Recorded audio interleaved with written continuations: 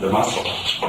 And this reflected we get spoiled as we talk among ourselves and as people come into our influence and start to talk more about connective tissue, and we forget that there's still the major part of the world out there as far as the medical orientation and so forth that really has very little awareness or interest in this whole connective tissue aspect. And I giggled when I thought of how this man's going to respond to the first class, because I presume he will be auditing this summer, and I think, Andy, it will be much like some of the shock you went through when you started. Yes, that's what I'm trying to get out of the way. Thank you. That's all right, Dr. Rolfing. Okay. Thinking of it. On the other hand, it doesn't help close this blackboard very much. Well, we'll see. We can always angle that. Put the light You on. want to shine it over there? Why don't you put the fluorescence on? Your eyes. Fluorescent lights. Try those first.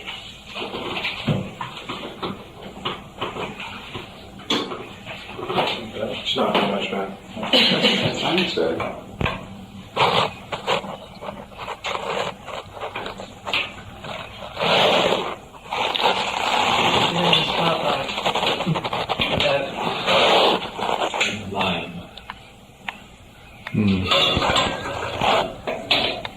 Now you see when we're trying to get out of his way. Is that bad for you? Well, it's all right. Let me accentuate my lines later. It should be a street lights. Okay, what I'd like to go back to then is starting, I find that the more I have been teaching and working with the concepts of connective tissue, the simpler I've gotten. And what I'd like to do is to start talking about just a very simple, complex concept of connective tissue, which I'm sure you're all aware of. But to go back to the concept that we have, this interweaving of fibers. We have cells mixed in among the fibers, which are secreting these constantly, so that we're having a constant supply of fibers being added, the fibroblasts added to this bed or to this milieu. The fibers are made up of combination of the collagen fibers, elastic fibers, and reticular fibers, which I'm going to talk about a little more later. And I'm going to knock this over. So that what we tended to emphasize up until recently is the concept of the fibrous nature of the connective tissue, and that is primarily what we're affecting. The more I talk to Rosemary, the less I think this is the case. So where I now have become increasingly aware of is that we're covering, or really within all of this, is the intercellular matrix, which is the sol within which, it's a protein solution within which all of these fibers and cells, plus there's of course many other cells besides the fibroblasts, lie. This is the surrounding environment, really. And with it is then, it seems to me, the condition or the physical state of this intercellular matrix, which will determine the flexibility, the pliability of that connective tissue bed in a certain area. So that as we get to in an area where we have what we call holding, or an area which doesn't move when the rest of this moves, my feeling is what we probably do is cut off the circulation or heat, if we do it on a simple heat basis, to that particular area. It becomes cold and the solution turns to a gel. In this case, then, it's going to really glue down the fibers. Now, often this occurs in an area where there are various strains and stresses, so that there may be an increase in fibers laid down in addition, but I'll talk about that when I get to the embryological part. But at any rate, what we have then is this glue in an area that we're seeing, and then the fibers plus cells get glued down and into a mat, really like a mat of hair, Elmer's glue. I don't know, Elmer's glue seems to be in my mind a lot these days. Rosemary insists that I bring out analogies. Constantly looking for a way of expressing. Now, when we just, in the simple act, I think, of applying friction to that area, much less the energy that comes from body to body, much less whatever else expires between the Rolfer and the client, what I feel the immediate thing that we do is to change the physical nature of the gel in that particular area, and that area starts to move. Yeah. Let me complete this, Andy. Now, there are also in this area capillaries, venials, arterioles, so that where there's a gluing down or a change in the physical nature of the intercellular matrix, this not only is going to glue down the fibers, but also will tend to cut off, then it seems to me, the capillaries and the small arterioles and venials. So that, again, you're getting an area that's, quote, cold. And you're not getting the body heat, in a sense, supplied by the normal vascular system. So that as we start to change, by whatever means, but by the physical manipulation, and in medical circles I can say straight friction, in here I can say things like the energy exchange between bodies and so forth, then we change the physical nature of that gel back to a sol, which then allows the opening, in a sense, the reopening of the capillaries, venials, the blood supply to that area, which then brings the heat to that area, so that unless the person reholds that, if they now start moving that area, then that area will start to become hot, vibrant, whatever. And my feeling, therefore, and then whatever has happened in the terms of the fibrous reorganization can take place once the glue is gone. So in other words, if there's been a heavy band of fibers in here, you could work all you wanted on the fibers, but if you didn't have a change in the intercellular matrix first, you really couldn't change whatever was going on with the fibers. So that it seems to me, what I've been saying more lately, as I've been working with Rosemary, that what we do during our individual hours, I feel, primarily, is affect the intercellular matrix. The long-range effects of Rolfing are on the fibers. And so that I think the concept that we talk about of stretching fibers and so forth is not true. What we're doing is setting the stage so the person can do that themselves. Which is sort of a fun thing to think about. Yeah, Andrea? Well, something else came to my mind, and that movement would create the activity necessary to maintain that flow, that lack of constriction. Yeah, you see, some of this could be changed by movement. That's why things like yoga, Feldenkrais, different things over a long period of time will to some extent change this, if you can put a movement into the area. All right, well, you don't have to talk about this now. In reading about these kinds of things, my question is, does this fluid, this matrix material, is it totally composed in a homogeneous way of mucopolysaccharides, or do they just sit in there and transmit movement through it? I mean, are they just a substance there? Okay, that Then talk about things like hyaluronic acid creating body cement and mucopolysaccharide substance. And I've never read anywhere, it's never been clear to me, on whether or not they exist in a homogeneous state, or they're just patches of them, or they wander in or out, or they're medically created, chemically created, and Well, I just hit a nice analogy in my head I like to use when I, what I see the body as, it's like an ocean, or part of an ocean filled with seaweed. Right? So that is, with movement, that fluid can move all around, and the seaweed would be like the collagen fibers, which is preventing whatever movement from one area, say, along the seacoast to another.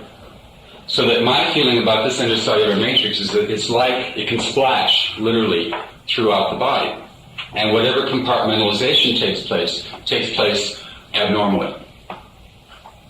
Quote, abnormal, because there's no normal and there's no abnormal. And that what has been sort of fun for me to play with is the idea, for instance, that if you get at the capillary level,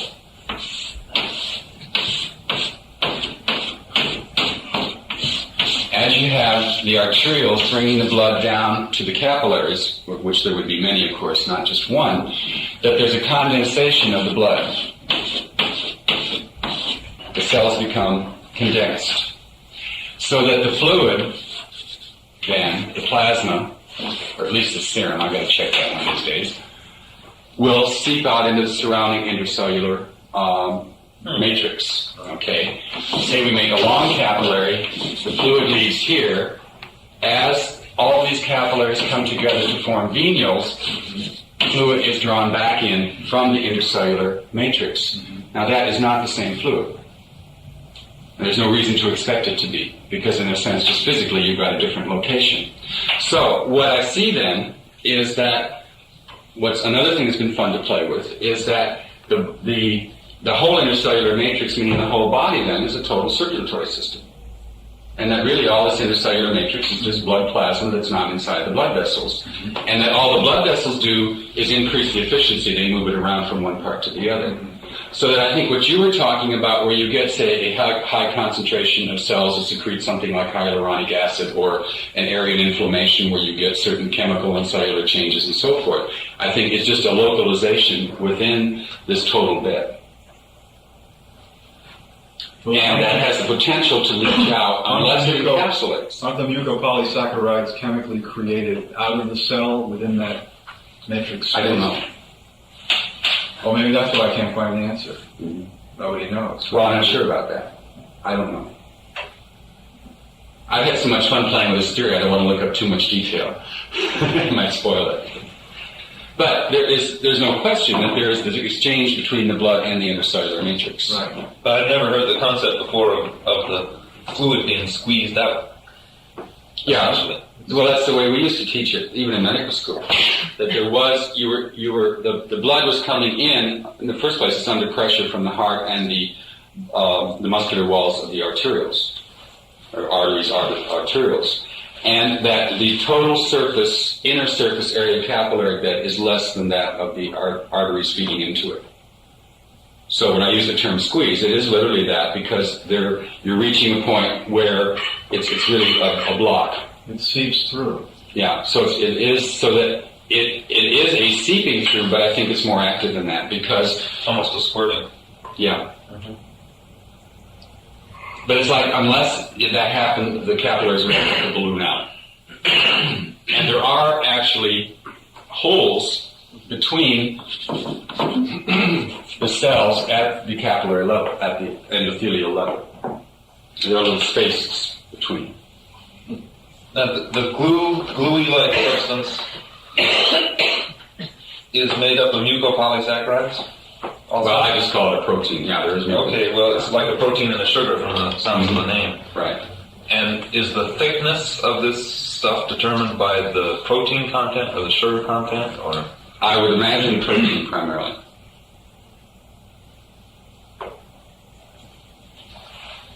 But what I find the most interesting is the potential of the physical state of this, solid or gel, and all points in between.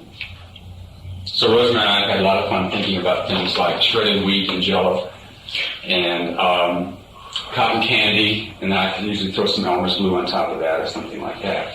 So there's a lot of sort of fun analogies that can be made, but it's one of the things that I was interested in, the comment that this MD from Switzerland made this morning in his paper, was that the contour of the body comes from the muscles. And I've been arguing with art majors now for a couple of years, saying, no, the contour of the body is connective tissue. It's affected by muscle, but that the contour is actually coming from the connective tissue and the padding, which I think we put there for emotional reasons. And that's been very interesting as I have been working more and saying that to my clients. I gulped a few times before I started doing this. And when they start grumbling about a pad that's someplace, and I say, well, you put it there for a reason. Maybe that's since I guess that we create everything ourselves. But at any rate, they can buy that. They can say, yeah.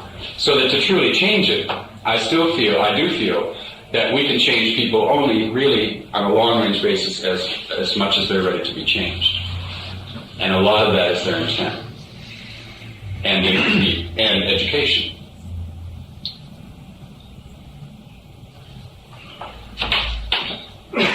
ahead.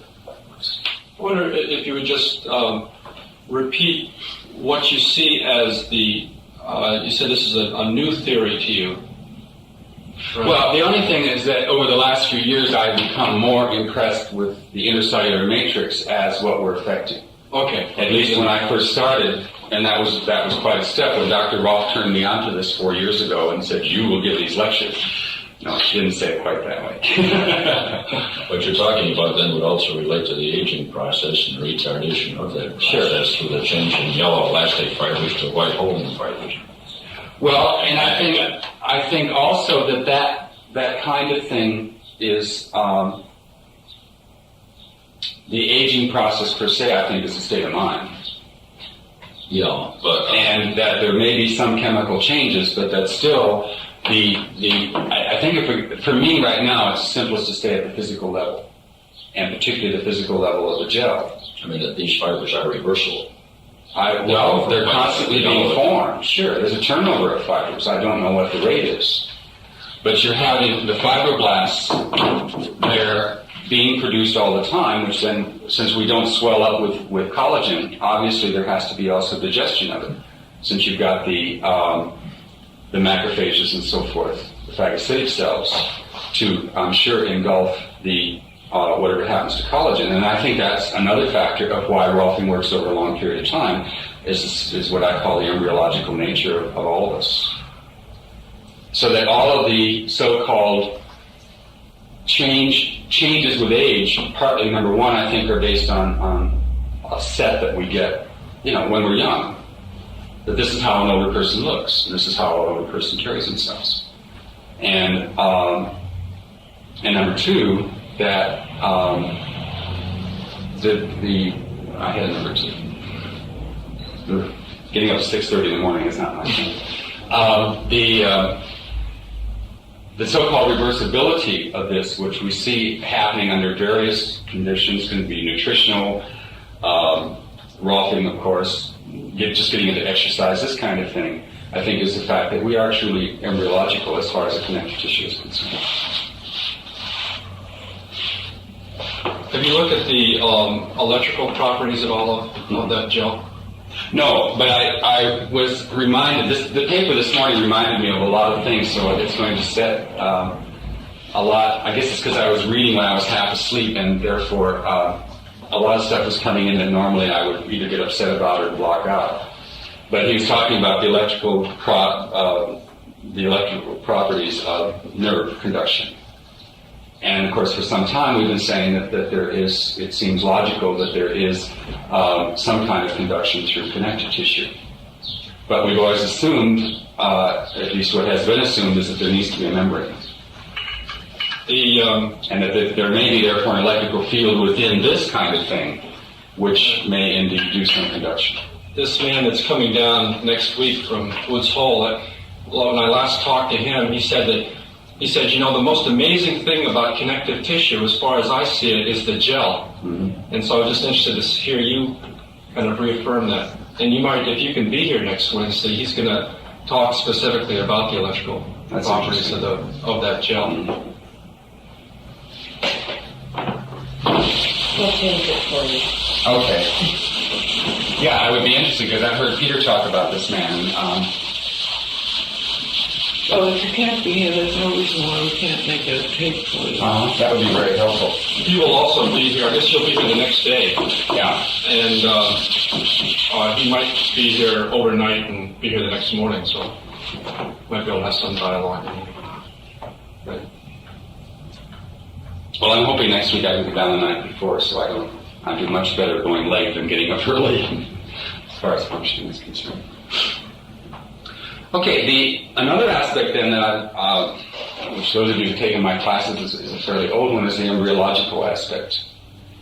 And the fact that just the two principles, that as we've gone back, starting in the very early stages where we first had mesenchyme, and cells interwoven, these mesenchymal cells interwoven, forming the very beginning of connective tissue back in the first couple of weeks of pregnancy. And that as we got to about the first month of pregnancy, these cells started to differentiate, to secrete fibers, and it became, in a sense, very primitive fibroblasts. And I believe that at about the end of the first month of pregnancy, these fibers are probably equivalent to what we call reticular fibers in the adult. In other words, pre-collagen type of fibers. And as I remember, by the second month of pregnancy, we have what we can call specifically collagen fibers. So that eventually these cells, in the very embryonic stage then, will be drawn off, the cytoplasmic extensions will be drawn into more or less a circular or ovoid, spherical, whatever term you want to use, kind of cell.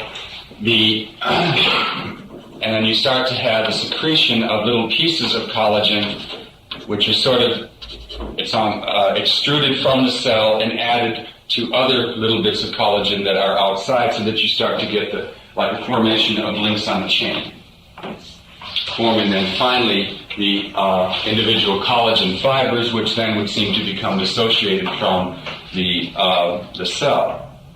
Now, what seems to happen then there's two bits of information that I started talking about 5 years ago, so I don't think it's anything new, is that number one, where, particularly in the embryo, where there is tension or pressure put into a particular area of a connective tissue bed, that two things happen. The cells will be stimulated to secrete more fibers. In other words, in that particular area where there's stress, tension, friction, whatever, there's an increase in the number of fibers that are secreted. And those fibers will tend to become oriented in the direction of the pull or the tension or the friction.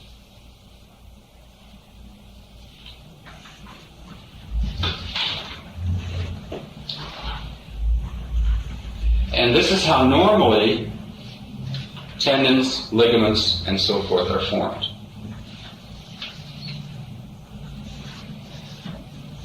Now, another bit of information that I picked up from Marshall Johnson at Jefferson, where we did the dissection, was the fact that if you had, just for example, pressure, say, between two bones that were growing, and the pressure here is really just by differential growth.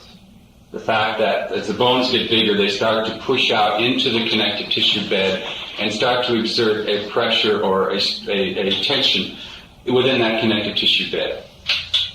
It's like if you put, you take a material that's rubbery or like balloon, and you stick your fingers into it and pull it taut. What you get then is really a tendon or that kind of thing formed between your fingers. You can do it with a towel. So that as you pull on two places then and exert a tension, you start to get then a pull which can resemble a kind of tendon in the embryo. Now, what the research that Marshall pointed out to me led to the idea that if within this, what's really at this point a developing ligament, a connection between two bones, if within this you have some potential muscle tissue, the muscle tissue then will start to develop into muscle, and it will develop, its direction will depend on the pull of the connective tissue. So when I first started talking about this, we talked about the connective tissue being oriented in the direction of the muscle. Then a couple of years ago, I started talking about the fact that the muscle now is really oriented in the direction of the pull of the connective tissue. And this came from it's very classic research in tissue culture work, where if you take embryonic muscle tissue, put it into a tissue culture vial, and do all the proper things, incubation, proper nutrition, and so forth, that the tissue will develop into muscle tissue. It will not organize into a muscle. If you put that in a vessel that has a stretched collagen bed on the bottom of it, the muscle tissue develops into muscle and it organizes that muscle in the direction of the pull of the collagen. Now, obviously, this is out of the body, but it still seemed to me a very logical way of looking at then how muscle is really controlled by the pull on the connective tissue rather than vice versa. And what's causing that pull? Well, at that point, it's differential growth can do it. Is it what would is it the bone? I mean, is it Well, bone would be one of them, but then bone's connective tissue too. It's really, bone is just connective tissue where the intercellular matrix is calcified. This is the first time I started to see that whole spacer thing of the bone growing. Yeah. Is that what you're saying? So, Yeah, well, it's part of where it leads to ultimately. Because if you look at the body as just this bed of connective tissue where the connective tissue is modified in different areas, then the bone is the spacer. Makes more sense because it's just continuous with the rest of the connective tissue. It's like when people talk about tendons, they'll say they end at the bone. They don't end at the bone.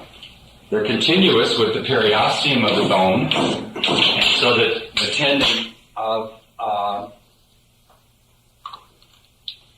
at one point is continuous via periosteum of bone down to tendon or ligament at other end of bone, continuous, etc., etc., etc. So that, and that from where you have a joint capsule, which is really just an extension of connective tissue coming down and forming the capsule, which forms a membrane kind of thing, but there's also a connective tissue extension then from periosteum of one bone to periosteum of the other. So that what I see, which was another thing I found interesting in this paper I read this morning, this guy talked about how a joint, the bones, fit lock and key kind of thing. And so I had this vision of bones grinding on bones from the way, and he said the little fluid film between the bones was a factor, but, it was very, and obviously this is why when this happens is when we get things like dancers having knee problems, et cetera, et cetera. So that what I've been seeing is that I've been using the term floating a lot, is that two bones actually float in apposition of each other. Mm-hmm. Right. So that the fluid then, which is a secretion from the so-called synovial membrane, which is a connective tissue modification, then really forms the cushion between the ends of bones. If those bones do indeed get too close to each other so that they start to touch, the cartilage ends start to touch, then you got trouble. And what I envision happening, I don't know if it's true or not, but that what I envision is that as these bones, say, get too close, it's like this then balloons out to the side, and that may be, just since I just worked with the guy last week with fluid on his knee, and what I did was get some length in the knee. I didn't work where the fluid was, I just got some length, and the fluid went down. Yes. So that you see, you may have, by the cells, there's ballooning out here, there's fluid out here. Now, they may be trying to secrete by whatever mechanism you want to talk about to provide more fluid here. But, eventually that's going to leak out into the surrounding tissue. If you then get the proper space back in between the bony bones, then my suspicion is there would be less tendency for secretion of the fluid, so that you may then get that fluid just going back into circulation again. See, as all of this continuity of fluid becomes more in my head, things like fluid in a particular area become less of a problem. Because all I do then is work around it and sort of give the fluid a place to go, instead of trying to figure out. I become much less anatomical in my work as I've learned more about anatomy. Because I can simplify it. The more you know about it, the more you can simplify it. So I may catch up to you yet, Dr. Rolf. You started there. I had to go a long way. It makes me laugh because you're coming back and telling me what I told you. Oh, absolutely. Years ago. But I want you to know I finally heard it, 601. I suppose that's why why they keep producing fluid around that area is because of the friction, and the body just thinks it. It could very well be that there is some. You see, what I consider the body has a language, which if we listen to it is telling us everything we need to know about ourselves at least. And that I think in local areas, that kind of thing, this just hit me this moment. Because I just happened to do this week to this guy who had fluid on his nose. And he's had all the Rolfing and so forth, so all he needed was something to, get a little more something in there. Which Have you had the Rolfing much earlier? Or did this happen during the Rolfing? No, it was after the Rolfing, I believe. He's had 10 sessions, and I don't remember. It had been within a year that he finished. I don't know just how long. Right. And what I heard through mutual friends afterwards, because I will not see him now for a couple of weeks, was that he was very, very happy. And I didn't expect it to change that fast. I mean, I figured that, with time it would, but I was impressed that within a couple of days he was very happy. The pain was gone totally, and apparently the soreness went with it. So that the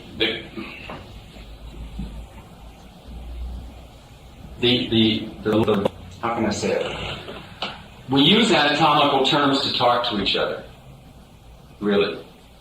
And that in the most cases, particularly when you're talking about these various parts of connective tissue, especially bone, including bone, really, all that is identifying a certain part of connective tissue that has modified for a particular function, and that can change, or certainly be modified with time. We know bone can change as you change the pressures on bone. It's the same thing. So that this kind of thing, I think, is why we get things like cords across the top of the sacrum, cords between the shoulder blades, as people hold. There are these bands, or Rolf's ropes we used to call them. I think those were the first anatomical. No, slip gunk was the first one I learned from Emmett, and then Rolf's ropes came from Peter, I think. But that these kinds of things that we feel, which don't fit into any anatomy book, really have come as part of the embryological development of the adult, which is still embryological. Because we still have then cells which have the potential of becoming more fibroblasts. We have the so-called reticular cells, which are considered to be embryonic cells. We have reticular fibers, which are every place in the body. They go around every cell, and these are considered to be pro-collagen or embryonic collagen. So that the potential then of developing new ligaments, new tendons, or whatever you want to call them, then makes more sense, and the reversibility of that makes more sense. And as you change the pulls, for instance, as you go from the shoulders up and the head forward to the shoulders down and the head back, then you're certainly changing a whole lot of the pulls back here, but you may be creating some new ones in front. Now, all of these pulls are not abnormal. We need these. But that sometimes people come back in, particularly after they've been gone several years, and they're starting to get some cords in places they've never had them before, and usually that's because we said something in offhand of, bring your head back, and the next thing they're walking around like so, exaggerating it, instead of just letting the head come more back and more balanced. So that you see that in that kind of situation, they could then create new cords. And those again are reversible, I believe.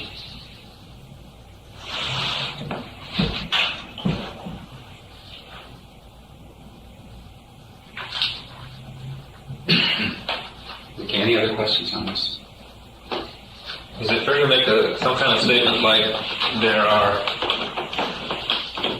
there's a wide variety of building materials going all the way from the solidness of bone to the liquidness of plasma or something like that, Right. and the body employs whatever tension or compression is needed along the road in response to demand?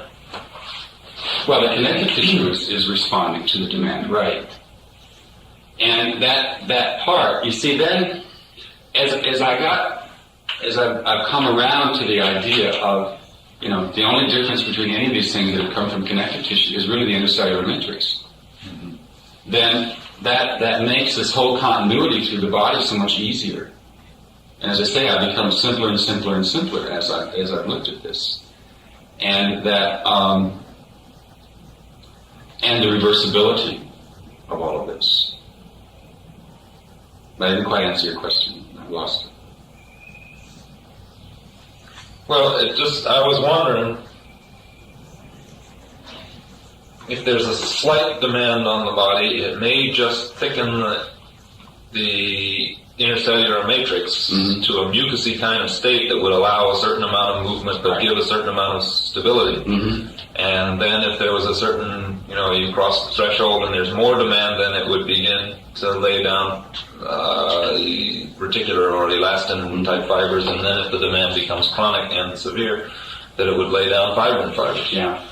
And that if certain, I don't know enough about engineering to know when this would occur, that if there was certain pressure that would actually calcify and form bone. Well, and you do get that in places where you actually, like particularly between the shoulders, sometimes up on the back of the ilium, where you can get a certain amount of light on that whole problem when you look at a person who lies in bed for a long time and what happens to him. You see, when you put pressures in certain places that are not used to the pressures, the pressures of bed rest are not the pressures of normal living, etc. And there is the laboratory in which you can study it if you're interested. But it seems to me, Louis, that what is needed and what I trust that you and Rosemary are engaged in supplying is the kind of awareness of connective tissue which is so lacking. That it has to do with your book, doesn't it? Well, hopefully that's what the book's about. It's becoming less anatomy and more, every once in a while we get into the emotional body. That gets to be very funny. I don't know how much of that will get printed, but... The anatomy of the emotional body. Yeah. I think we better shut up about that for a while. Well, broke Dr. Rolfing. When you were talking about that originally, what entered my mind was that if the mucopolysaccharides are not either bunched together, usually as seaweed, and I look upon those as almost pre-collagen, that maybe they are spontaneously created under stress. That entered my mind. Might be. See, most of these chemicals... Stress in that term becomes a very broad term, and most studies have been done outside the body. They have to be. So you see, just getting the sample has caused a physical trauma. That's always been the problem with research, is that you're dealing with stuff after it's been traumatized in some way. This seemed to be a little closer to where I'm headed. I hear you talking a lot about change of state, but not about change of chemistry. I wonder if where you're at with that. Where I'm at right now is ignoring it, because I like the physical. And the chemical certainly has to lead into this. But it seems particularly that for the public, it can be explained on a physical basis. And so what I've sort of been playing with is being able to do it and have it make sense. And then understanding that there will be, obviously there is chemical differences, and my feeling is that those may be localized reactions, but unless you've got encapsulation, it's probably the kind of localized reaction ultimately would have to diffuse out through the body. Have you been in touch with Peter Levine at all? No. Peter's getting to be something of a national authority on stress. And I would think that communication between the two of you might be useful. Yeah, to both of you. Yeah. I Rolfed his mother. That's as close as I've been to him. That's right. I come from New York. Right. Yeah, that's a very good idea, and I think it's probably getting to be time. What Rosemary and I felt primarily is that we wanted to tie together our ideas and to see where the two of us came from, because each of us come from a very different point of view. And getting those two views together has been, 6 to 9 months. And that now I think we can start looking to other inputs as we put together what we've got. One other comment I'd like to make about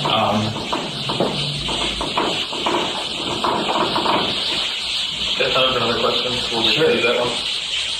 I'm a little confused now about the line between the genetic blueprint and this formation by demand embryology. I mean, we come up so much alike in terms of, I know we're different in terms of the connective tissue structuring after we've been walking around or not, but the blueprint for babies is pretty similar, baby after baby after baby, in terms of what muscles form and things like that. And in terms of your model, it seems like individual stresses within the womb, different shapes of wombs, different people who lie down a lot during their pregnancy or something like that would make for much different human beings, much more different human beings than actually show up. probably would, well, in the first place, they are different. Very different. I mean, what we see on the surface is a soft baby at birth, but they're very different inside. Yes, I know. At least from the, now we've only dissected two. Right, but Those two were so startlingly different that, you know, we're ever to go back and we're going to have to do a batch of them now, where we thought we could make these nice generalizations, and then of course the second baby was totally different from the first. How lucky you were. Yeah, right. Very good. Well, the first one was almost undifferentiated. The only muscles, for instance, that were differentiated were really those at the back and the ones near the joint. The belly and so forth was all just like transparent tissue. So Was it full term baby?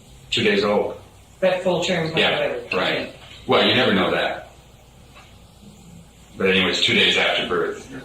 So then we did, I evolved this. It doesn't take much for me to evolve a nice idea, you know, that because the back develops first embryologically, that, and I still believe this, except the second baby contradicted it, that the belly forms last, that we have a lot of tension in the back just from the fact that those are the muscles that we really have, and that the belly and the chest muscles in front and so forth develop later. And we tie this in, the baby's walking around, their belly's hanging out and all of this, and the back arched because you've got to pull on the muscles. And I suspect that's true in a lot of kids. The second kid we dissected was a little black kid, term. It was stillbirth. Every single muscle was there in detail. So then the question is that because this kid's black? Is this kind of variation? I don't know. I mean, we were able to dissect down to, you know, the smallest of muscles that we could, and they were there. It was perfect. He was like a miniature adult, only better than most of us are.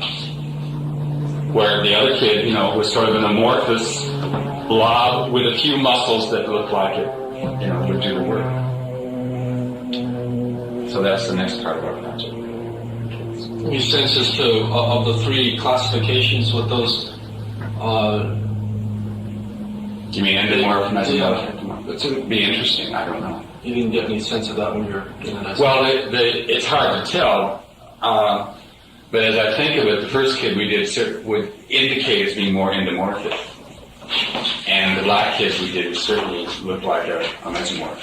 I mean, he was ready to come out fighting, only he didn't for some reason. So the comment about to go back to the genetic, Tom, I think more and more that the genetic is important as a plan of birth, and that from then on environment takes over. And part of environment is what you see in terms of the patterns that are given you by the adults you're around. In other words, I very much believe that as you're very little, you say, oh, this is what a 20-year-old looks like, and it's, you know, not maybe consciously. But certainly at the age of 20, I walked more like my father than I do now. And my thought was I would walk more and more like him, get more and more stooped as I got older. I mean, that's what a man in his 40s and 50s does. And then I learned, thanks to all of this group, the kind of thing that I don't have to do that. And so I think what happened is that the plan got changed, because I realized I didn't have to follow the plan. But I think most people, that is the plan they have, that's the way they're to look when they're, and to be, and to act, and to feel. And that's certainly environmental. Yeah. Plus, there's a lot of environmental before birth, I think, because of the pressures of the uterus, That's another thing I want to get into next, is the concept of what I see as the bands or the constrictions in the body, which I think are most of which are formed before birth. That was what I was going to say. Yes, I don't think you can just say that I really think you have to say it's a dialogue between the genetic blueprint and the demands, environmental demands, really way back before birth. Oh yeah. Louis, it seems to me if you take your father's compensations when he's at 20, that you're going to wind up where he is at 60 no matter what. It's not your mental thought that's going to put you at 60. It's compensations. What you're doing, I think, is establishing a pattern in your head. I believe a lot more that we control our own growth. I believe we control where we put pads of tissue. I believe that we control probably the chemistry. And that, it's not done up front, but that somewhere back here we're pretty much, because as I see people, for instance, forming pads of tissue in certain areas, which is obviously for protection. Okay, the structural then has come from what they wanted to protect. And that where I find those things are really hard to work with until you reach the point of convincing them they no longer need to protect that particular area. That kind of thing is what I mean. And I think also body contour is set in your head, but you don't have to follow that. And so that at some point that is changeable, modifiable. Now, sure, basically you keep a pattern, the genetic, but that there's all sorts of modifications that can happen. You see that in different families where they have 10, 12 children. They're all slightly different, but basically the same. But a lot of, And so the thing, I guess what I'm saying is that before the idea would have been that was genetic. Now I say it's because they've all had the same pattern, the same adult pattern. This is with you 100%. Yeah, it's like when I went, my favorite story is I went back to my parents' 50th wedding anniversary 2 years ago in Wisconsin, and I hadn't been back there for years. And I saw aunts, uncles, and cousins that I hadn't seen for 25 to 30 years. And I watched in absolute amazement because now this was not only my family, this was also neighbors, parents of the kids that I grew up with, and so forth. Every one of them had a very flat ass, broad-hipped, flat ass, sort of slumped, just the way I was. And all my cousins now, who are my age, the same thing. And it's just a mind blower to me that, this, I think, is the accepted pattern of not only for parents, but for aunts, uncles, and neighbors. Because you go to other parts of the country, you don't see a whole area of people looking like that. And I can, as I've gone around the country, which I have before I finally got home in New York, with all the traveling I did, and seeing that really in different areas there were certain tendencies. And it seemed to me also that people, as they moved to that area and settled in there, assumed some of the tendency of that area. Well, probably they moved there because they knew that they have these character qualities. Really, interior sacred. Wisconsin. Yeah, posterior. Well, I don't know what that is. Posterior lumbars for sure in Wisconsin.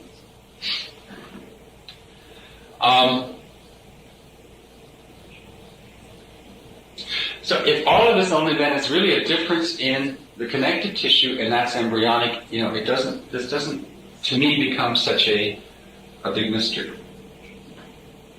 Because you have all this potential. And then of course one other modification then is just fat. And all fat is an area where the cells start to accumulate fat droplets within. And so the cells get bigger because they contain these large globules of fat.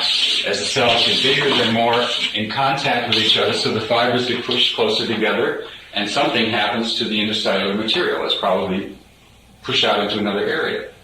So hence you get fat pads, which is just then a modification of the cell and the intercellular matrix by the lack thereof, forming a fat pad which is therefore relatively immovable. Well, I was hearing when Tom was talking with his last question, I might be wrong, I think perhaps actually is thinking that all tissue is connective tissue based on variation. Not all tissue, but all structural. I mean, the stuff that comes out of the mesenchyme is well defined. There's macrophages and all of your fibrous cells and your bones and your.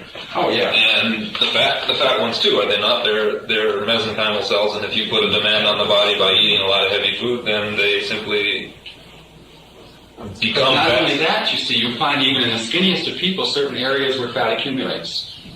So it's not just food.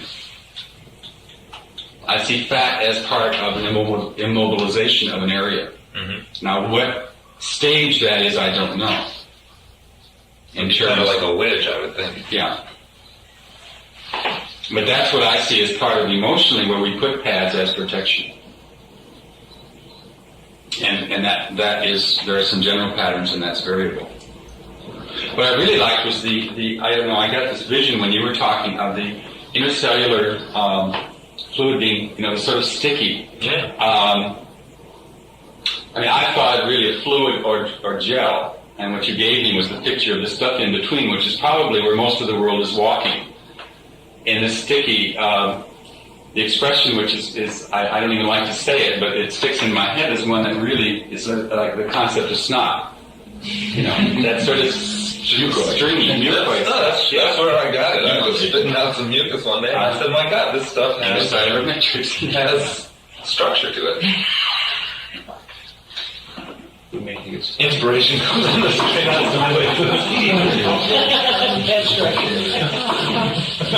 strangest One other comment I'd like to make, I think I have avoided using the term fascia all morning. Did I make it? Yeah. Great. Because I think the best definition of fascia that I've ever seen is, it was either in Morris or Cunningham's book, is that it's a concentration of connective tissue that's dissectable. Meaning you can identify it because you can see it with your naked eye. So that if we look at a muscle, we have the tendons at the opposite ends, the fascia then being just a condensation, which, if you're thinking of this friction or tension thing, you see, as the muscles are moving back and forth in this connective tissue field, they therefore are producing some friction, which would therefore cause an increase, particularly if they're muscles that we use a lot, in the thickness of the connective tissue immediately around the muscle. But that's totally continuous with the looser connective tissue out away from it. And it is also totally continuous with the connective tissue that's going through down to the very individual cell, because you have the epimysium on the surface, which is really continuous with the fascia. You've got the paramysium, which divides the muscle into bundles, and then you have the endomysium, which is the connective tissue that's down around every individual muscle cell. So that there seems no reason to believe that there's any lack of continuity between an outer loose connective tissue bed, a heavier bed of fascia, and the individual, the fascia down to the individual muscle cell. So that becomes then a total continuity between the tendon, the fascia, or the connective tissue within the muscle cell, and the tendon onto periosteum and so forth. So I've been trying more and more to use the term connective tissue and to keep fascia as more of a specific term, where when we first started it was so great to use the term fascia, we used it a lot more, at least I did, in a lot of places which really didn't apply. So any of these things are then really, it's just localization, structures that because of a particular function, the structures form. If it gets big enough we can see it, we dissect it, and we name it. And you've dissected it away from they're all not the sacred. You've dissected it away from all the other looser, non-dissectable connections that it has. Exactly. You just drew those fibers through the muscle in a very loose kind of way, and it would be my impression that they would also be directional. Is that? No. No. They aren't? Aren't they lined up? What?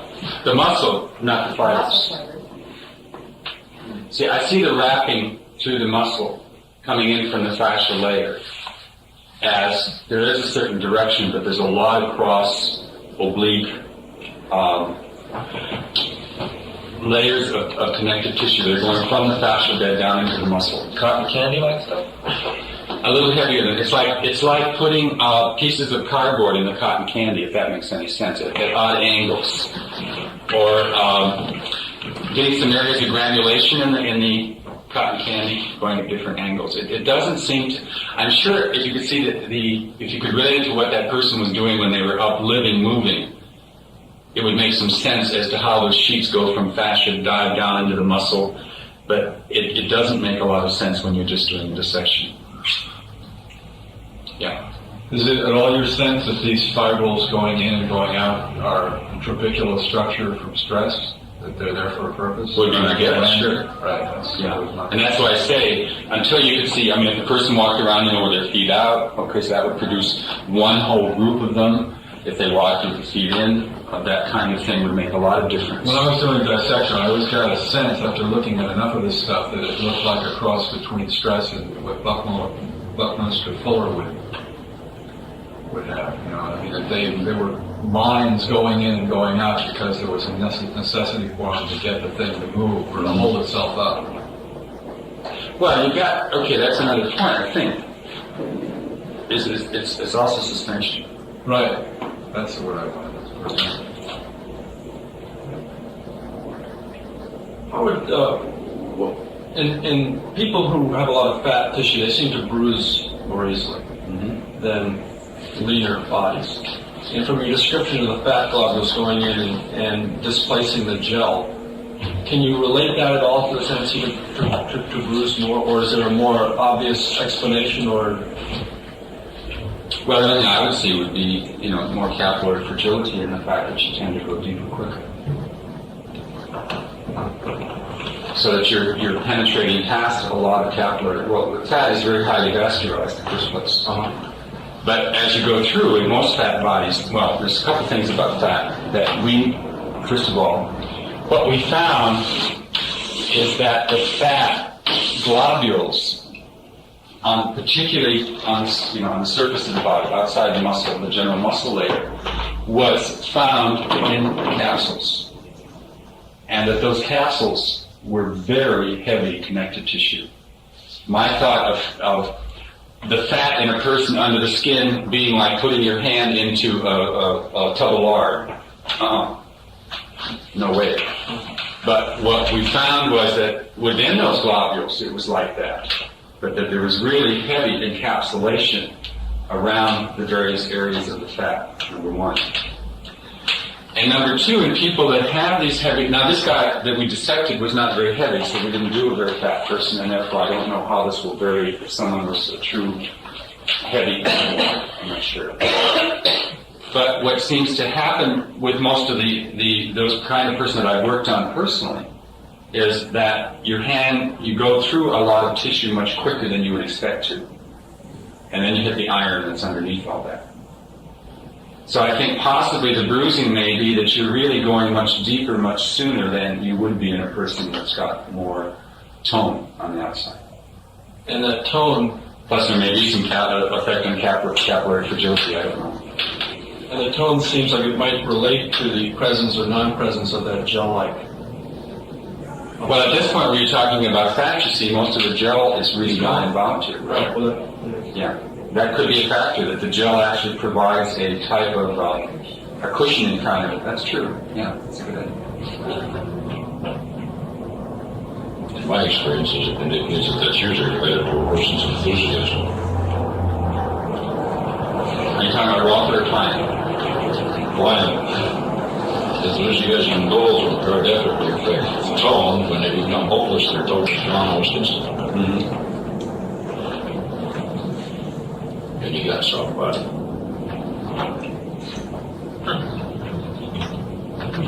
I've never heard. State that again. That it's been my experience that tone usually relates to a person's enthusiasm. Tissue tone. Yep. When they lose their tone or they get a hopeless feeling like everything is going to hell, they lose their tone. And they're hopeless. They're hoping I have found that when I run into a person with a hopeless attitude, their tone is such that you can do a thing with them. Or do very little with them, and if you can't change their hopeless attitude. That's really interesting in view of what I found with people on lithium carbonate, which is as you probably all know, something that controls the manic depressive. And nothing characterizes a manic depressive more than his enthusiasm or the other end of the enthusiasm, which is the black depression. And the lithium really does even out the mood, and also what I found was leaving the tissue very sluggish and not responsive. So it's been very hard for me to work on the 3 people that I've worked on who have been lithium carbonate users, and that's the explanation for it, or a Well, I correlative think that with would also tie into exactly what Lewis is talking about as a motivator for this job.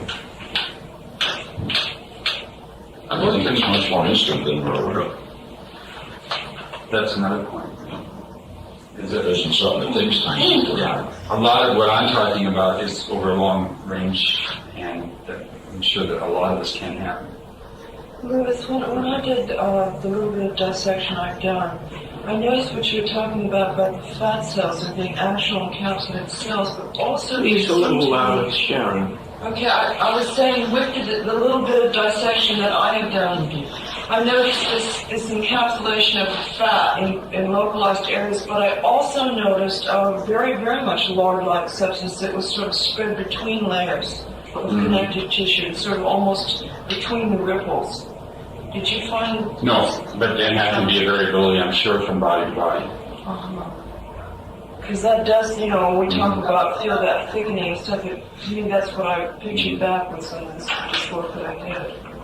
I'll add to that. In the section that I did, there was that lard-like right under the body. The subcutaneous fat had that lard-like consistency, and then whenever you got into a pocket that was below that, in between muscles or packed into someplace, then it was encapsulated. Well, what impressed me is that wherever those capsules were, they were damn tough. I did not expect it to be that heavy a connective tissue machining, enclosing a globule of fat. And I'm sure that amount of layering and so forth is individual. And since we've only done one adult body, that's all we can do is say that this is what we saw in one adult body. Yeah. Anytime you'd like to take a short break, there's hot coffee. I was thinking cup of coffee sounds wonderful. Across the street, good time. Good.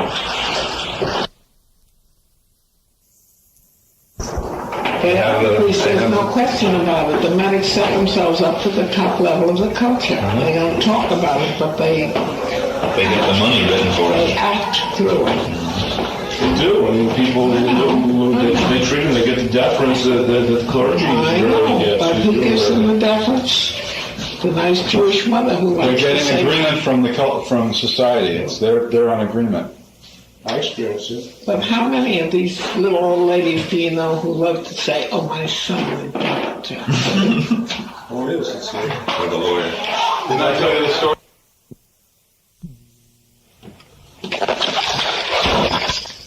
Five 1778. Having to work, having to get up. Would you like us to send Julie Washington home and we can all work on you this morning? That'd be an idea. By that time I'd be completely dead and I wouldn't care. We've been discussing a very controversial article that Bob wants to read to you. There's something else that I wanted to bring to Bob. What was it? Okay, Bob. Roses, cake, Roses. Undoubtedly roses. some gingerbread or something. Okay, here it is. The first major breakthrough in mechanized therapy was the roto-rolfer, named after its inventor, Dr. Alfred Roto. Roto's brainchild was the product of his lifelong study of deep massage techniques. The underlying thesis he discovered was that excruciatingly painful pressure applied by the practitioner's fist, elbow, knee, or in extreme cases, feet, to various portions of the patient's anatomy would relieve deep muscle tensions and unlock past traumas. But now, why does that have to do with a machine? Well, just a minute, let me finish the article. thus enabling the recipient to come face to face with his or her real self. Roto, in what can only be described as a flash of genius, saw that there was no reason the masseur or masseuse could not be replaced by a far more efficient, fully automated machine. The Roto Rolfer not only massages more deeply, more painfully, more swiftly, and more economically, says the proud inventor, but like all great technological advances, it frees the laborer from a lifetime of drudgery. The Roto Rolfer shown here is the M2000 with a 1.2 horsepower motor, trouble-free stainless steel joints, and an automatic overload cutoff switch. Wait a What have you minute. been drinking since I last saw you? It Get replaces some the for me, will you? it replaces the earlier M1000 that had to be recalled after a rheostat jammed on one of the first models sold, and it beat the whole hell out of Hobart McNair of Elmira, New Jersey. McNair filed a civil suit seeking $50,000 in damages from Roto, plus a criminal complaint charging him with being an accessory to an assault and battery. The cases are pending. Like most inventors who chart new courses in human development, Roto remains confident. I think we got the bugs out of her now, he says. As soon as adequate financing can be obtained, he plans to open a coast-to-coast chain of deep massage parlors. Well, somebody explain to me why that's called Roto Rolfer. Yeah. There's a wonderful columnist in San Francisco named Art Hoppe. And he wrote that. You wrote the Senator Hoppy? Oh, he and another fellow. He put the best part of it is to see the cartoon that's attached to it. They have this large ball and sticking out of it is a foot, a knuckle, and elbow. Rolling on this cartoon. Has Art Hoppy been wrong? No, I'm sending him a letter. I love that. That's inhuman. I mean, that's really wonderful when we get that kind of advertising, because I mean that's really acceptance at a very That's deep something level. we couldn't possibly afford to pay for. That's right. You can be made fun of like we did in Semi-Tough. Semi-Tough. That's incredible. That's Henry I Ford. find it funny. Did you see the Today Show? No. They have this brilliant, I mean, it was just an accurate description of Rolfing on the Today Show with a little film clip of Joe Heller, Rolfing somebody and talking about Rolfing. And it was to me, the most concise, accurate presentation I've ever seen in the media. And then at the end, Some idiot doctor. At the end, Tom Brokaw and Art Uline, the doctor, sat around afterward, and Brokaw said, oh, I understand this. It's like when I was in the third grade, and my third grade teacher used to say, Brokaw, sit up straight. And Art Uline said, right, but when you're paying $40 an hour, you tend to do it. And so they wrote the whole thing off with a sort of a little comedy routine at the end. But anyhow, it was, I thought, again, it was just great advertising, because the description of Rolfing was basically pretty accurate. Well, now you want the good news? Yeah.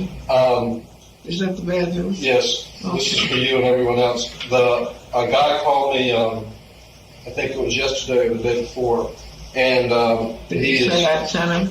I did send a fellow the day before yesterday. No, this is someone else. I didn't get a call from someone who sent it. This guy is a guy from Washington that I invited to come up next Wednesday to get a first session. And he works for the National Institute of Health, and he's one of those people who, a woman I walked down there from that conference, she knows this guy, she told me about walking, and he has a bad back. And so he was thinking about walking and he was afraid of the pain. And we started talking, and I didn't get all of his titles, and we will when he comes up here. But my sense is that he is someone who helps put together holistic health centers, and he's got a lot of background in science. And the experience I had of him on the phone is that he could, if he got Rolfed and got turned on to Rolfing, he could write all the proposals we could ever want. studying Rolfing, and he's got all the scientific background. He knows all the tests, and that's the kind of thing he already does. Is puts together research proposals for NIH.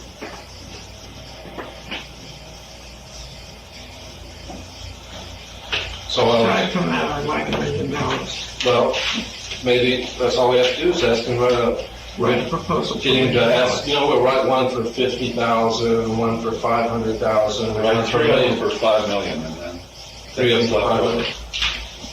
But the guy, he was, and what I told When him is he was, coming up?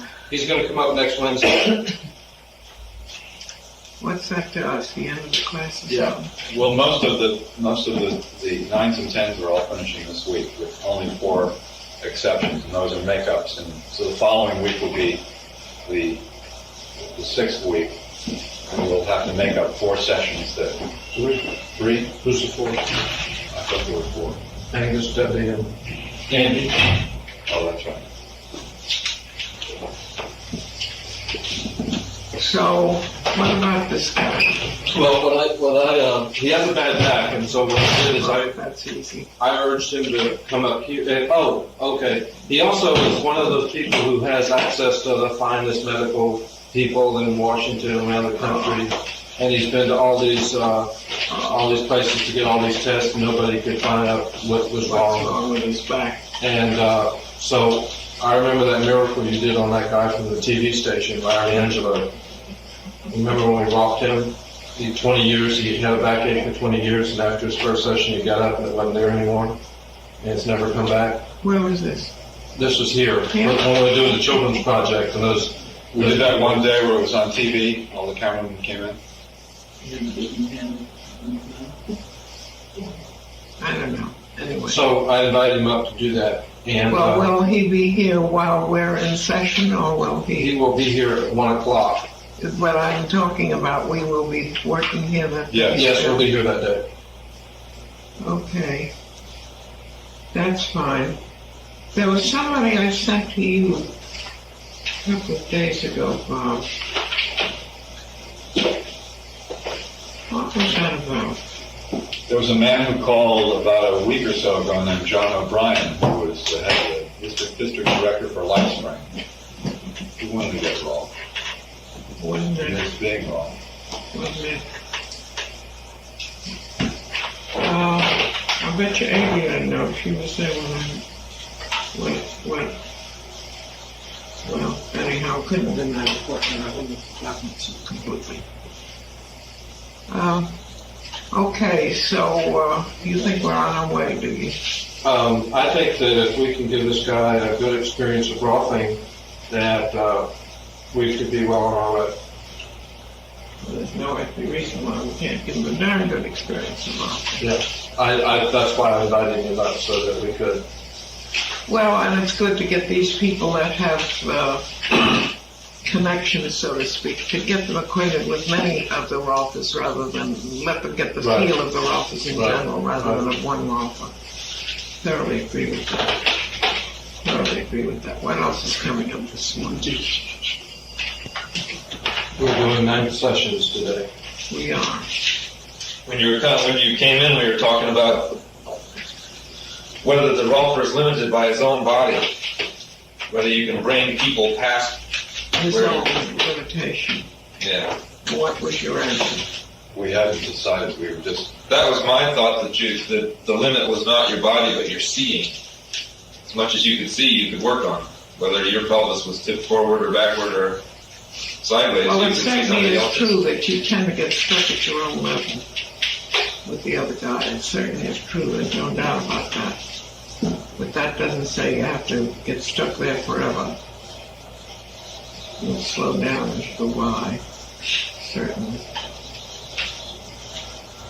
Okay. Anybody got any other things that they'd like to have discussed? I can't say that that was discussed very well, but I don't know very much material that can be added to it. Does anybody else?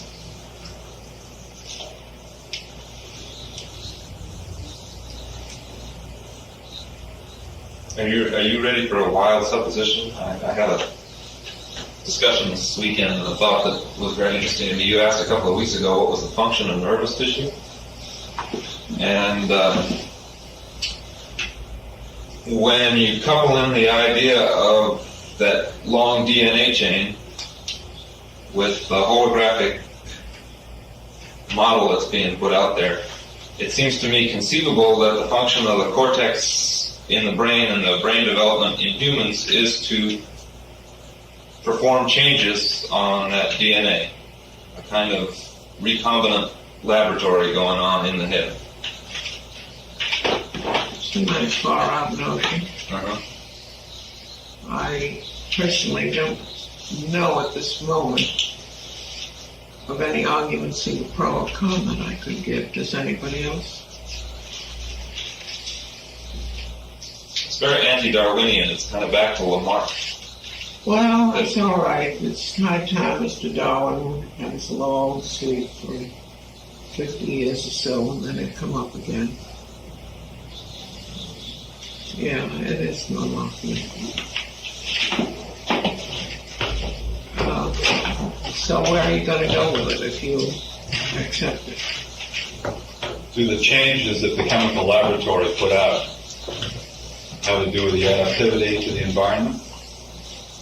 Yeah, except that you would presume that certain experiences would produce certain changes, and obviously not a lot of experiences don't produce those changes, or at least produce such minimal changes as to not be noticeable in the next generation of human beings.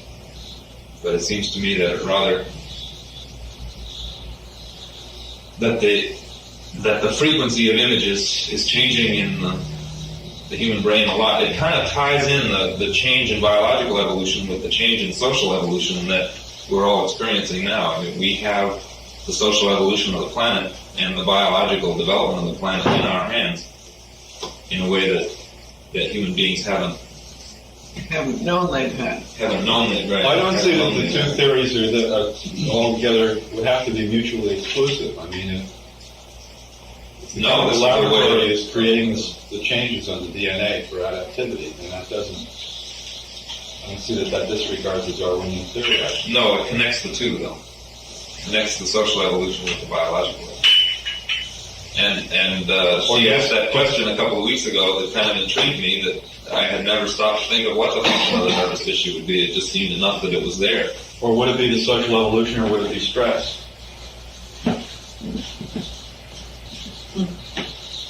Well, yeah, that was the focus of the discussion that I was having whether it was possible to have devolving experiences as well as evolving experiences.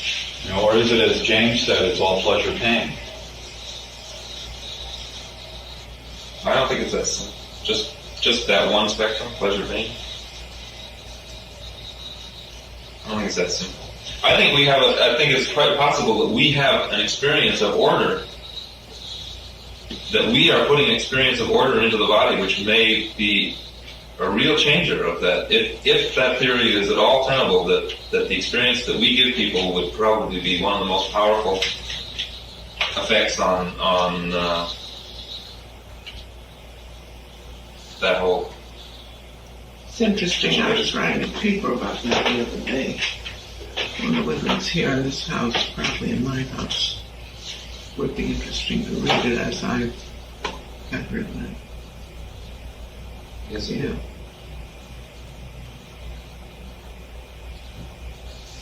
You don't remember what you said?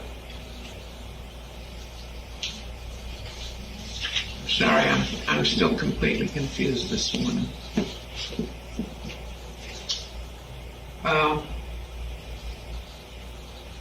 Anyway,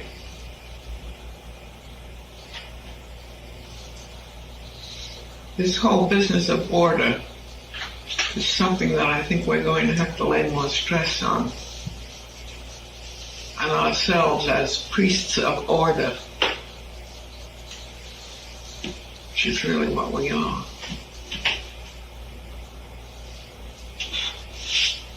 And you see this whole business of permissiveness. I think permissiveness has had its day, and we're the priests of the oncoming order.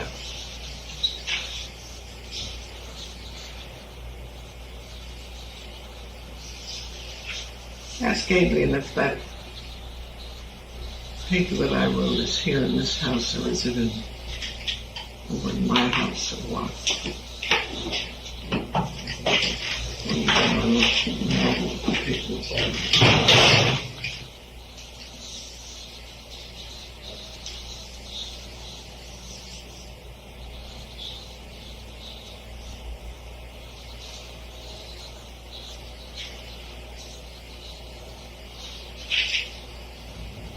Someone made a statement today that they look upon sessions 8 and 9 as being an opportunity to create horizontals in the tissues, and as 10 as an opportunity to create horizontality through the hinges.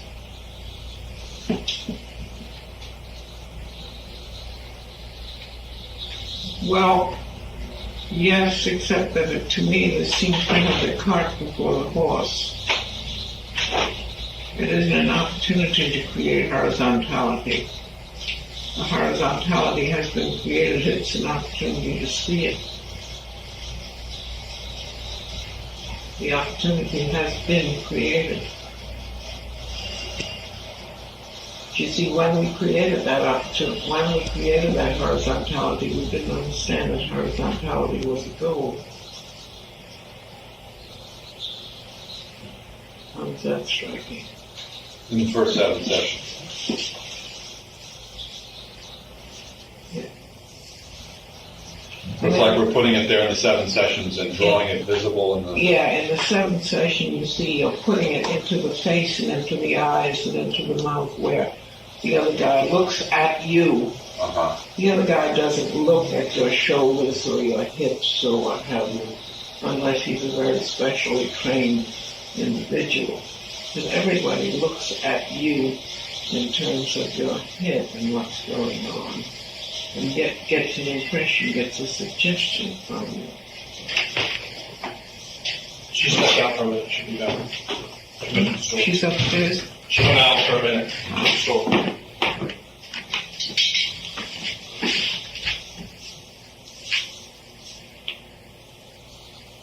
So has anybody got anything to add to that one? See, it will be very interesting as we get more people. Several times in my life in the last 2 or 3 years, it has happened that 2 or 3 Rolfers have gone to talk to give it, I don't know, to give a demo or to talk to somebody, one person who seemed important and so forth and so forth. And that person to whom I go later expresses himself as, it seems so strange to be sitting in a room where people were really sitting up or standing up. No, it's going to be very interesting as we get more people that sit up, because it's easier to sit up than it is to sit on the middle of your back. It's going to be very interesting to see what the different perceptions of people in general are about this.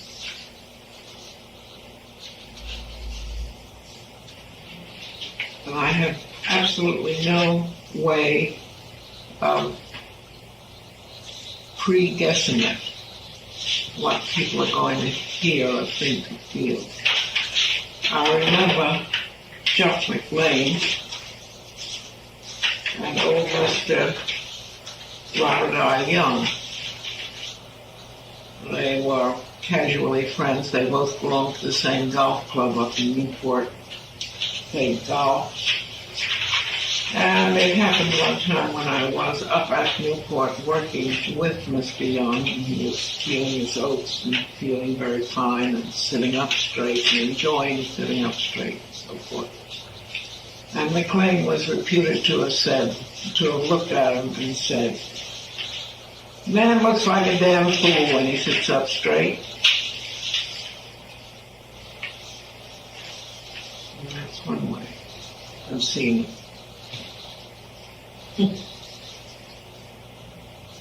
I think that's certainly been my experience an awful lot. I'm sure it's all of ours when So somehow making that transition when clients' bodies begin to straighten out and the organism begins to demand that they be straight, and yet their psychology says that they feel strange or odd.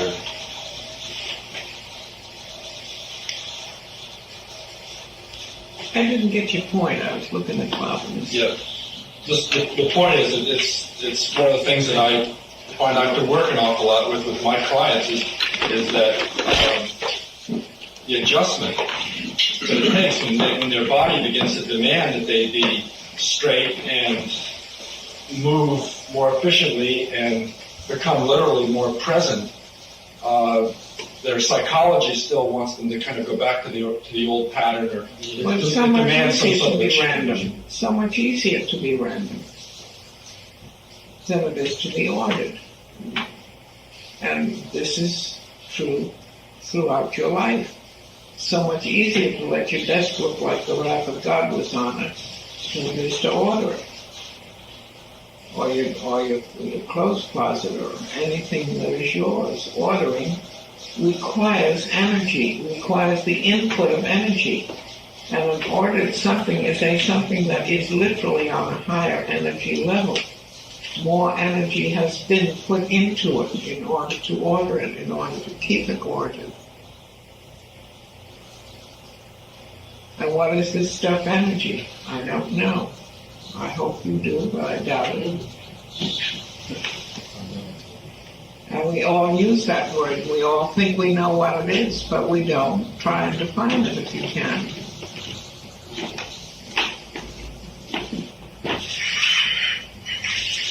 So all of this stuff makes it apparent that we're going into total terra incognito, unknown territories.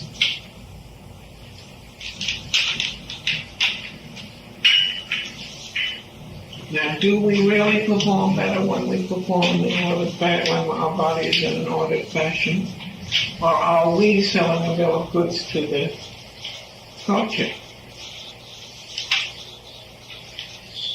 It's not a bad bill of goods if that's what it is, but I would really like to know. Or is it that the orderliness of that body simply forms a suggestion to us?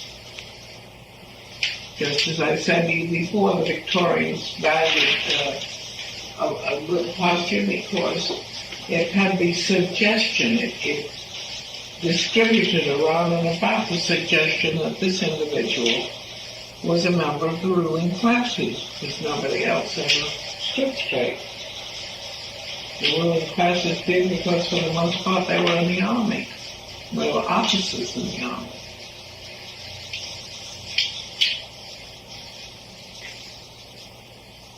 Why does an officer in the army stand straight? I mean, I know he's been trained to, but why has this come about?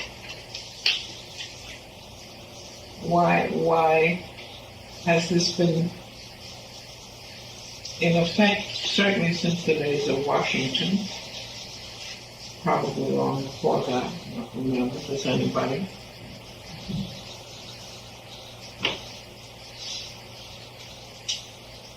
And why did they do it? What made them think that it was the thing to do? What made them think that if they did this with some of their men, they would get better results? Certainly they never went to the really tough job of straightening people's bodies or getting them to stand straight or sit straight and so forth, except as they thought that it was going to give them an advantage. Dr. Rolf, I was just dropping back in my mind, you said Washington and how far before that, and my mind went flipping back through history and all came up, once you get back past the Knights of the Round Table, it was not the guy who stood up straight. Not in those days, because he didn't stand, he rode. Well, I was thinking of the big guys. It's people like Goliath and Samson and folks like that were the head of the armies because they were the biggest. And I wonder at what point did strategic strength take over from brute strength? Maybe we have a nice David and Goliath image here. And at that point it became important that the officers stand up straight more than that they weigh 280 pounds and be built like a bull. Well, on the other hand, you can look at that and say that the little boys, the boys that weighed 180 pounds, could make an impression of weighing more if they stood up straight. You know what I mean? That this was a compensation for a smaller man. This was the compensation that a smaller man put in. Could be. It seems more logical to me that it was more of a suggestion, as you say, a suggestion of leadership or a suggestion of mental It alertness. may well be. It could well be. Could well be. As far as I know, I have never seen anybody or never read the report of anybody who devoted a lot of time and really researched tension. Now, on the other hand, you can go back to some of those pottery representations of people that you find on those old shards and so forth and so on. But the people that were represented on those vases and what have you were mostly females, weren't they? There weren't that many males, and the males that were represented were the water carriers and the servants. Not the generals, not the leader of the army. Now, I'm willing to have any and all of you say no to this. You may know more about this than I am, just spouting what I'm thinking. Aren't there some statues of Agamemnon and those folks? Seems to me they've got both of it. They're big and tall. Yeah, And straight. I remember the statue of Agamemnon that you're talking about. Wasn't he rather burly? He was a burly man, a very burly man, yes. I don't remember at this point any heroes of Troy who were preserved in statues. Do you? No. All the paintings of that are from a much later date. Well, Hector. Yeah, but Blue structure. Well, they painted Hector in the Renaissance. Yeah. which would have reflected the ideas of the Renaissance, not the ideas of Hector's time. There were no statues, Trojan statues found when the city was archaeologically uncovered. Be worth looking up. We're finding an art history major like Dodge or something. What were you saying? We can ask Dodge. He's an art history Oh, major. that's an idea. That's an idea. Why don't we? Why don't we? But this discussion, which seems very far afield from our interests, really, is serving one purpose. It's serving to uncover the complications that lie in back of our ideas. You are seeing how few real, honest, hard-line, hard-nosed data there is. Yes. Sydney, yes. Yeah. I have another little point on this, which I was thinking during this talk, but it's slightly different. As I'm thinking through competitive athletics,